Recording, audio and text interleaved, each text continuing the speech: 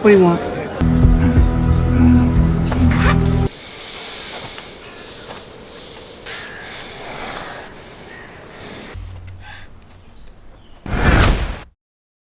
Yo, barudak, balik lagi bersama kami, kru Sinopsis. Pernah gak sih kalian membayangkan hidup di tengah hutan liar bersama seorang ayah yang sudah lama menghilang dari hidupmu? Tapi bukannya menemukan kehangatan, yang ada justru pertarungan ego, amarah, dan sebuah pelajaran tentang bertahan hidup. Di video kali ini kita akan membahas sebuah alur film Hunting Season yang dirilis pada tahun 2025. Sebuah film yang menceritakan hubungan rumit antara ayah dan anak di alam liar Patagonia. Di tempat yang dingin dan penuh bahaya itu, mereka harus belajar menghargai alam, keluarga, dan menghadapi sisi gelap dalam diri mereka sendiri. Tidak akan lama saya ngebacok di sini. Takutnya ada warga dan teriak awas ada begal payudara. Langsung saja alur filmnya. Let's go.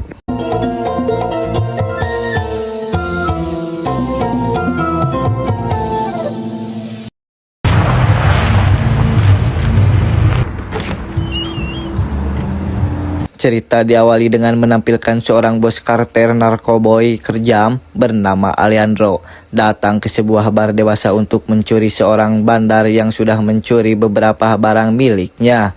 Namun ketika yang ada di sana hanya pacar si bandar yang bernama Lizzie. If you need anything else, okay? Named Jensen. Don't ring a bell. Si bos pun titip salam agar si bandar segera menemuinya. Lizzie menjelaskan jika si bandar yang dikenal bernama Jensen sama sekali bukan pacarnya dan hanya terlibat cinta satu malam saja. Apalagi setelah pertemuan terakhir mereka tidak pernah melakukan kontak lagi. So what? References? Namun karena Alejandro tidak mau tahu, ia pun mengeluarkan sebuah pisau dan mengancam akan menghabisi Lizzie termasuk keluarganya jika ia tidak segera menemukan si Jensen tersebut. Know who he is out here. How they got hurt. Daddy. Tepat saat Lizzie sudah pergi, itulah salah satu petugas keamanan yang melihat intimidasi kemudian langsung mencegat Alejandro yang sedang akan pulang. Di mana petugas tidak tahu jika pria yang ada di hadapannya bukanlah seseorang yang biasa-biasa aja. Jadinya si Alejandro menghantam seseorang tersebut.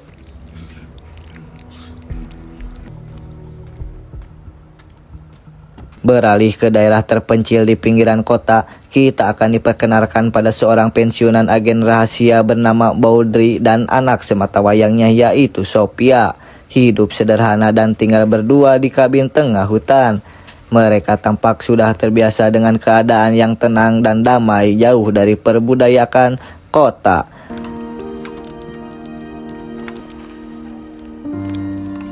Berbeda dengan gadis remaja gaul seumurannya, sang ayah terbilang sangat protektif dalam menjaga Sophia. Hal itu bisa dilihat dari bagaimana beliau menghabiskan anaknya memegang senapan berburu. Dan karena hari ini bertepatan dengan hari ulang tahun sang anak, ia pun sudah menyiapkan kue dan kado spesial untuk Sophia. Karena Sophia masih tertidur pula, Baudry pun pergi sebentar ke kota untuk membeli beberapa perlengkapan berburu.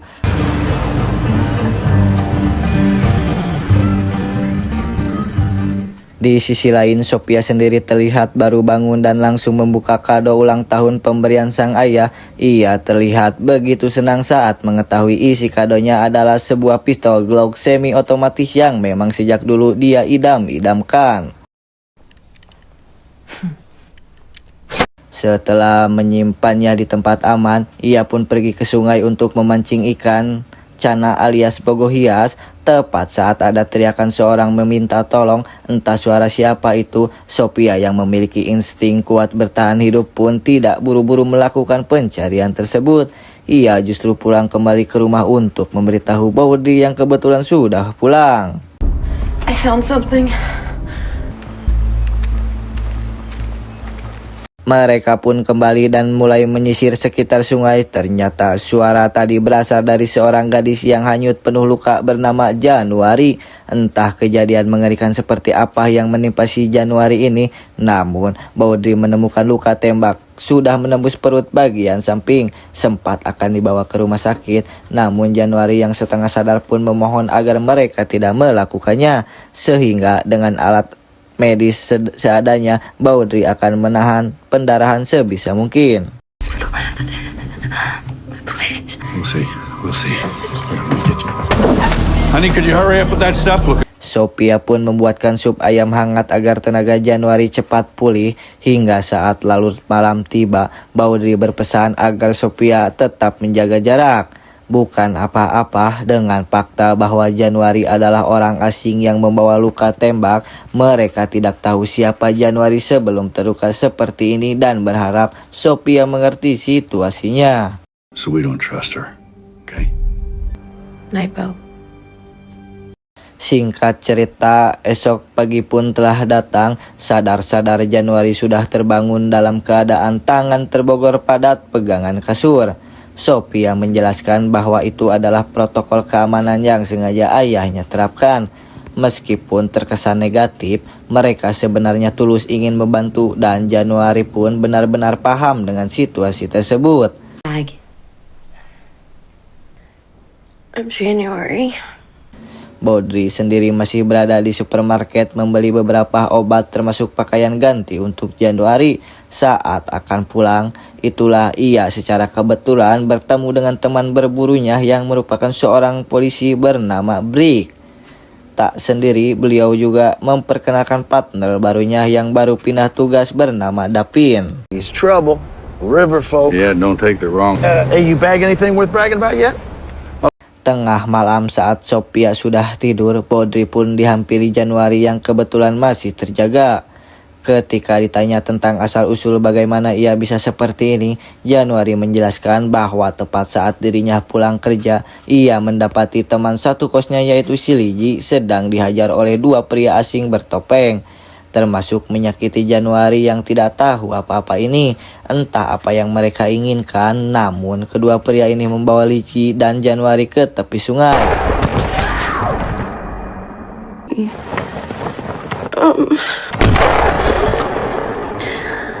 Demi memastikan kebenarannya, Baudri pun subuh-subuh langsung pergi menyusuri sungai untuk mencari jasad Lisi. Dan benar saja, ia mendapati jasadnya tersangkut pada ranting di tepian sungai. Sehingga sebelum itu terjadi, Baudri langsung menghanyutkan kembali jasadnya. Tak ingin ada yang ditutupi-tutupi, Baudri pun memberitahukan temuannya barusan kepada Sophia. Disinilah Baudri dibuat dilema antara harus tetap merawat Januari atau menyerahkannya pada pihak yang berwajib. Namun karena Sophia kekeh ingin merawat Januari sampai sembuh, Baudri pun menunda keputusannya tersebut. What is it? You don't go to town this much. To the hospital. Why? Because there's nothing more we can do for you. Tengah malam setelah beberapa hari terbaring, akhirnya Januari bisa kembali menghirup udara segar saat luka di perutnya perlahan mulai pulih. Melihat Baudri masih melangkring di depan rumah, ia pun menghampiri beliau untuk mengucapkan terima kasih yang sebesar-besarnya. Karena tanpa pertolongan mereka berdua, entah nasib buruk seperti apa yang mungkin akan menimpanya. Melihat kondisi Januari sudah lumayan membaik, Baudri pun dengan berat hati mengatakan bahwa mulai esok Januari akan dipindahkan ke salah satu klinik milik sahabat lamanya. Okay. Masih di malam yang sama, Alejandro berhasil menangkap si Jensen dan langsung menghajarnya hingga babak belur. Faktanya, Jensen adalah seorang oknum polisi korup yang telah lama bekerja pada Alejandro, sengaja dibayar demi kelancaran bisnisnya di wilayah ini. Namun dalam transaksi terakhir, Jensen diam-diam membawa kabur semua barang entah kemana karena si Jensen tak kunjung buka mulut. Alejandro pun langsung menghabisinya dengan cara yang sangat brutal sekali, cok. Academy taught you better than that, boy. I swear to you, I did the drop.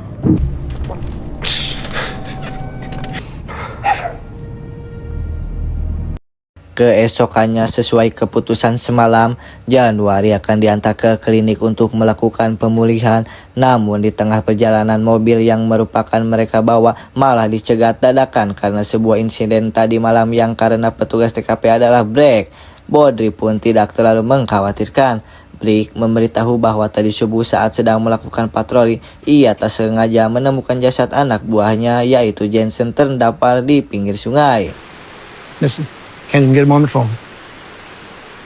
Nothing. It's all pretty quiet. Masih belum diketahui siapa pelakunya, namun polisi juga mendapatkan laporan lain tentang penemuan mayat di ujung sungai yang teridentifikasi sebagai Lizzie. Yang membuat Bodri sedikit panik adalah pihak kepolisian sudah menelusuri latar belakang Lizzie yang ternyata satu kosan berdua dengan sahabatnya. Menurut laporan dari para tetangga, mereka berdua menghilang di waktu yang sama. Namun untuk si teman alias si Januari, polisi masih mencari tahu keberadaannya. Dia juga menambahkan bahwa mereka menemukan beberapa jejak kaki tak jauh dari jasad Lizzie. Ia curiga jika Januari masih hidup di sana saat ini. Seorang Indians, Russians, wanted heroin. Out of town, she'd come to visit Tag for her birthday. Dapin juga sempat terdiam saat melihat samar-samar dari kejauhan sosok wanita yang Bodri bawa. Namun Bodri langsung memotong bahwa itu adalah keponakannya yang datang dari luar kota, bermaksud ingin merayakan ulang tahun anaknya yang bernama Sophia. Karena klinik bukanlah solusi terbaik, Januari pun dibawa pulang kembali ke kabin untuk diamankan. Disinilah Januari jujur bahwa saat malam kejadian, salah satu pelaku dengan sengaja membuka topengnya, mengancam bahwa Lizzie dan Januari akan dihabisi sebelum akhirnya berhasil kabur terbawa hanyut. Dengan fakta bahwa Januari masih hidup dan menjadi saksi kunci atas kematian Lizzie, Bodri sadar betul jika orang itu pasti sedang mencarinya. You know, we're looking for...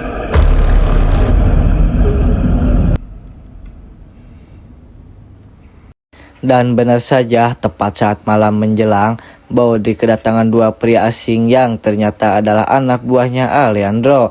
Entah dari siapa mereka mengetahui keberadaan Januari. Namun Bodri berisi keras bahwa dirinya tidak pernah melihat wanita asing berkeliaran di sekitar sini hingga berhasil membuat keduanya pergi. An asshole of nowhere. Father, I'm sorry. she's a pretty girl. Couple of tattoos. Dikira beneran pergi, dua penjahat ini rupanya masih mengawasi kabin dari kejauhan yang ketika saat penjahat menyelinap masuk untuk melenyapkan Januari, satu penjahat yang menunggu di dalam mobil justru harus mengalami nasib apes saat Bodri berhasil menciduknya.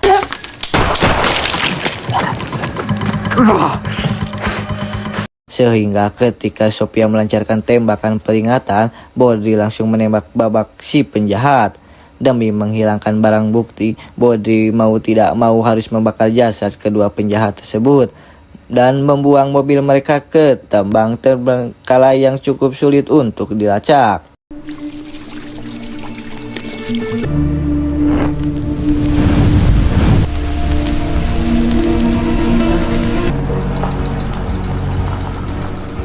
Hingga sekembalinya ke kabin, Januari benar-benar meminta maaf karena gara-gara dirinya kini Bodri dan Sophia harus terlibat masalah serius. Bodri pun mengajak Blake untuk bertemu empat mata. Disinilah ia jujur bahwa sosok wanita yang hilang di sungai atau si Januari saat ini sudah aman bersamanya. Namun karena Alejandro pasti akan mengirim anak buah lainnya, ia memohon agar Blake mau merahasiakan hal ini, termasuk membawa Januari keluar dari wilayah ini. Yeah, but we're finding shit. That's all it looks like. His wife and kid are still missing. Crew, who are they? They're scared motherfuckers, that's what they... Sebelum berpisah, Bodri sempat memberikan segepok uang untuk bekal Januari memulai hidup barunya. Hingga sesaat setelah Blake membawanya naik, Sophia cukup dibuat berkaca-kaca saat dirinya akan kehilangan sosok yang sudah dianggap seperti saudara sendiri.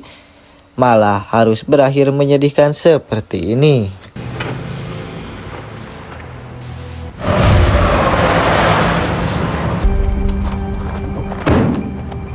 Keesokan paginya saat mereka baru bangun tidur, Sophia mengeluhkan tentang bagaimana kabar Januari saat ini. Begitupun Baudry yang juga sama penasarannya sempat menghubungi Blake tapi nomornya tidak aktif. Mereka memutuskan pergi ke kantor untuk menemuinya secara langsung. Sementara Sophia diminta menunggu di dalam mobil. Baudry malah disambut oleh Dapin yang kebetulan selesai apel pagi. Bukannya segera memberitahu keberadaan Blake, namun Dapin yang memang tengil pun malah ngelantur ke sana kemari mengalihkan pembicaraan. It seems that, well, everybody's related to your favors. You know, now I don't. Yeah, maybe just get tired of the bullshit and owe somebody some. Malamnya saat Baudry dan Sophia sedang tidur, itulah kabin mereka kedatangan mobil asing yang diparkir tak jauh dari sana. Setelah si pengemudi turun dari mobil, ternyata itu adalah si Dapin yang entah apa tujuan menyelinap masuk.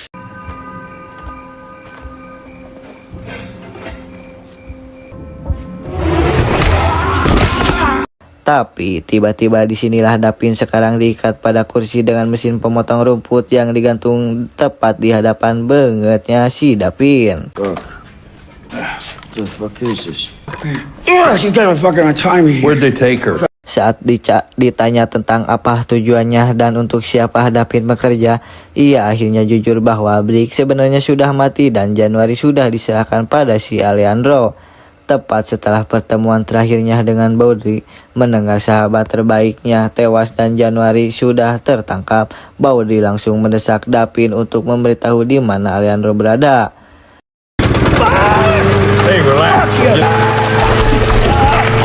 Setelah Dapin buka mulut tentang di mana lokasinya, Baudry menyempatkan diri menulis sepucuk surat untuk Sophia yang pada intinya beliau meminta maaf karena selama ini tidak dapat menjaga Sophia dengan baik. Yang jika sampai esok pagi sang ayah tak kunjung pulang, Sophia harus pergi ke rumah neneknya di daerah Meksiko. One of the things I love about you, for letting you down. Setibanya di sebuah pabrik terbengkalai, Baudry menyeret Dapin yang sudah babak belur untuk dijadikan sandera. Ia langsung disambut oleh Alejandro yang petang-tang peteng-teng sambil mengancam akan menghabisi Baudry dan si Dapin yang tidak berguna itu. You look, friend. Give me yours. Huh? Tanpa sadar jika Sophia diam-diam mengikuti jejak sang ayah dari belakang, sehingga ya terjadilah baku tembak di antara mereka semua. Baudry justru harus pasrah saat dirinya tertembak pada bagian dada di mana salah satu anak buah yang melihat pun diam-diam menyelinap dari samping untuk menghabisinya. Tetapi beruntung Sophia segera menembak si penjahat dan membackup sang ayah dari kejauhan.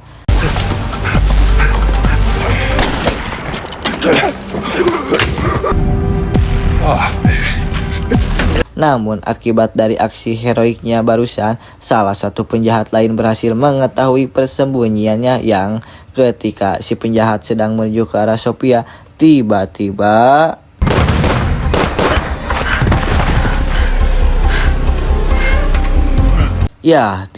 sungguh cerdas sekali Sophia berhasil mengelabui si penjahat dengan meninggalkan senapan di atas drum kosong. Sementara untuk Baudry, ia sudah sampai di dalam dan menemukan Januari dalam keadaan baik-baik saja. Begitu juga istri dan anak si Jensen yang ternyata masih hidup. Namun saat sedang mencari kunci kurungan, itulah sudah ada Alejandro yang menikam perutnya dari belakang. Holy shit, you don't even know me. Dan ya, itu adalah Sophia yang selalu gercep datang tepat waktu. Dengan tewasnya Alejandro, selesai jugalah ketegangan yang mereka alami. Dampak dari kejadian ini, Baudry dan Januari harus menjalani perawatan selama 3 bulan.